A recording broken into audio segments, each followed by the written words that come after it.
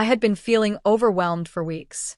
The stress from work, the never-ending pile of tasks, and a relationship that felt like it was slowly fading left me emotionally drained. I needed something to break the cycle, to get away from everything, even if only for a few hours.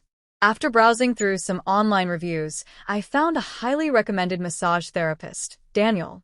People swore by his skill and how his sessions not only relax their bodies but also help them find peace of mind. The thought of escaping to a tranquil place for just an hour seemed like the relief I desperately needed. I booked an appointment immediately, hoping it would be the reset I longed for. The phone call was brief but reassuring. Daniel's voice was calm and warm, welcoming me to his therapy space, which was located in a quiet, secluded part of town. He assured me that the environment was designed to help clients feel completely at ease. Everything seemed perfect. I hadn't realized how much I needed this until I confirmed the appointment. As the day approached, a strange mix of anticipation and anxiety started to fill me. The promise of relaxation was exciting, but I couldn't shake the feeling that I was missing something. Still, I pushed those doubts aside. I thought about how I hadn't done anything just for myself in a long time. My partner, who had been distant lately, would be fine on his own for an hour. This was my chance to unwind, to remember what it felt like to care for myself without guilt. The day of the appointment arrived, and I prepared myself mentally for the experience. I had read about how massages could sometimes bring out emotions that had been buried deep inside, but I wasn't expecting much more than a way to ease the tension in my shoulders. I left work early, eager to enjoy the peace and quiet of Daniel's place. The moment I walked into the massage parlor, a calming aroma filled the air. The soft lighting and serene atmosphere gave off a sense of tranquility. It almost felt like stepping into another world, far from the stress of everyday life. There was something oddly perfect about the place. It felt almost too ideal, like a sanctuary designed for relaxation. As I sat down in the waiting area, I thought about the busy, noisy life I was leaving behind, even if just for a short while. I hadn't realized how much I needed this until I sat there, alone with my thoughts. I considered how disconnected I'd felt from my partner over the past few months, how the constant demands of life had left us with little time for each other. I pushed those thoughts out of my mind. I was here to relax, to heal, not to think about my relationship. Minutes later, Daniel came to greet me. He was a tall man with an easy smile, dressed casually but in a way that made him appear professional. His voice was soothing as he asked me to follow him to the therapy room. He spoke with calm assurance, telling me that he wanted me to be as comfortable as possible. I didn't expect it to feel intimate, but there was something about the way he carried himself that made me feel vulnerable. As he guided me to the room, I thought about how these types of moments were supposed to be therapeutic, not personal. I was here for a massage, not to open up emotionally. Yet, something about Daniel's presence, the space he had created, made me feel like I could let go. The idea of just lying back and letting someone else take care of everything for a while seemed like an act of self-care I desperately needed. The massage would be a simple escape, a break from everything that was weighing me down. But even as I settled onto the table, wrapped in a towel and ready for the session to begin, I couldn't shake the feeling that something was different about this experience. It wasn't just the warmth of the room or the scent of oils in the air. It was something in the air, an undercurrent that I couldn't quite place. Maybe it was my own insecurities, or perhaps I was just too wired from the emotional toll of recent events. I didn't know, but as Daniel's hands began to work on my shoulders, I felt the tension start to ease away. For the first few minutes, I focused on my breathing, trying to let go of the stress that had been building up for so long. The pressure of his hands felt good, soothing even, as he expertly worked on the knots in my muscles. But soon, a strange discomfort began to rise. His touch was precise, but there was something about it that felt almost too intimate. He didn't ask for my comfort level as much as he simply expected me to comply. I told myself I was being paranoid. He was a professional, this was his job. But the unease didn't go away. His hands moved lower down my back, and I couldn't help but feel the shift. This wasn't just a standard massage anymore. He lingered longer than necessary in certain areas, and the pressure seemed oddly calculated, almost as though he was trying to push me into a state of vulnerability. I tried to push these thoughts aside, convincing myself that it was simply a deeper level of relaxation. Still, the feeling of discomfort grew, and I started to question my decision to even be here in the first place. I knew it was too late to back out now, but I couldn't help wondering if I had made a mistake. I had come here to find peace, but now I felt like I was starting to lose control. The soft music, the calming smells, and Daniel's touch should have been comforting, but instead, they only made me feel more exposed. The tension in the room was palpable now. My mind raced as I tried to pull myself together, but Daniel's voice kept pulling me back in. His words, soft and reassuring, made it harder to focus on anything else. The massage had become less about relaxation and more about something else entirely.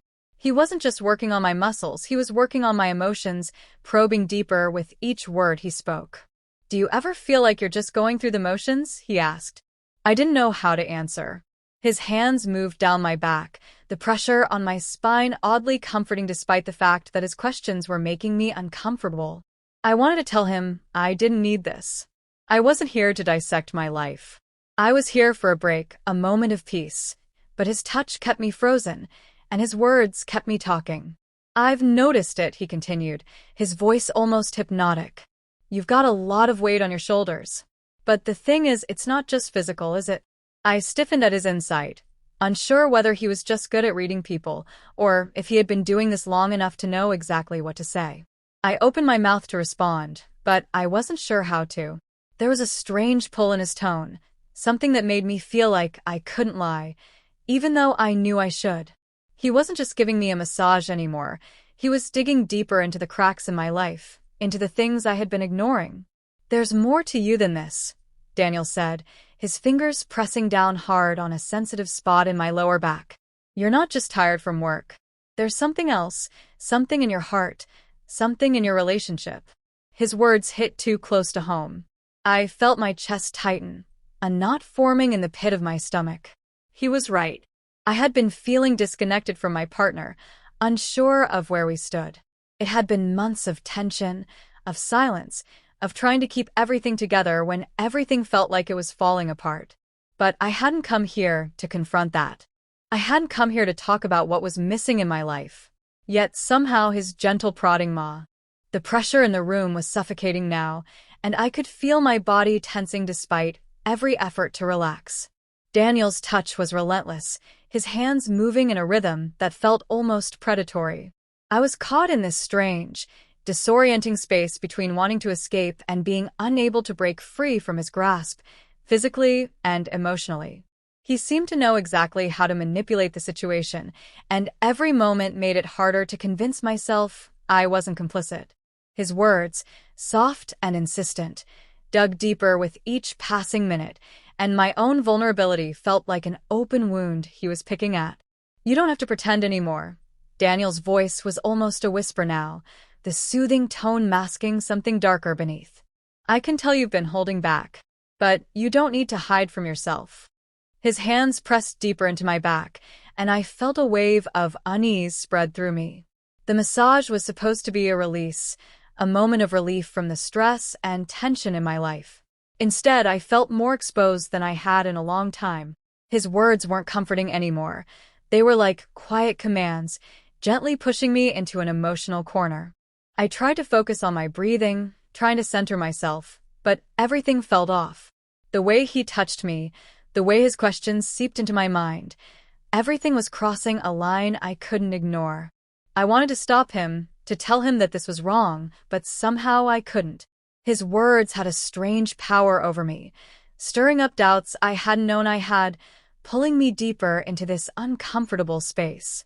He was pushing all the buttons I had spent months trying to numb, trying to ignore, and it was working.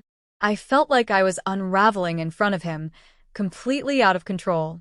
"You've been waiting for someone to show you affection, to show you what you're worth," he murmured, his fingers trailing down my spine. I could feel the tension in my chest rise as his words sank in. They were too true. I had been craving something more, something deeper from my partner, something I hadn't been able to get for a long time. But the last thing I wanted was to give in to whatever Daniel was trying to evoke in me. I didn't want to be swayed by his words, even if they were ringing with uncomfortable truth. "I can make you feel desired," Daniel continued, his tone low and almost coaxing. "I can make you feel seen, like you've always wanted."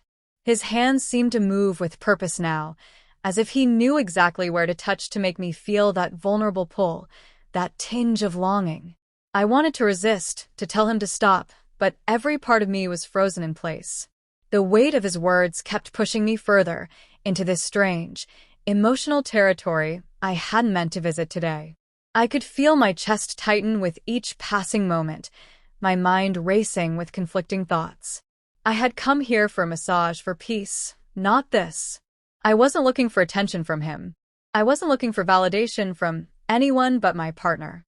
But somehow, Daniel had managed to pull me into a state of emotional openness, one that I hadn't felt in a long time. I realized I was at a crossroads, caught between the desire to find escape and the very real threat that I was allowing myself to be led somewhere I didn't want to go. But as much as I tried to push those thoughts away, the doubts lingered. I thought about my partner, the silence that had settled between us, the space that had grown over time. I had felt invisible, unloved. I had been craving attention, intimacy, and connection that had slowly disappeared from my life. And now, here I was with a stranger, but everything he said struck a nerve. Was I really that desperate? Was I so far removed from my own feelings that I was willing to let someone like Daniel exploit my vulnerabilities? His touch had become more assertive, less therapeutic, and more suggestive. I could feel his fingers moving with deliberate intent, pressing into areas that weren't just physical but emotional, and I couldn't help but wonder if this was all part of his plan. Was he trying to fill a void I hadn't even realized was so deep?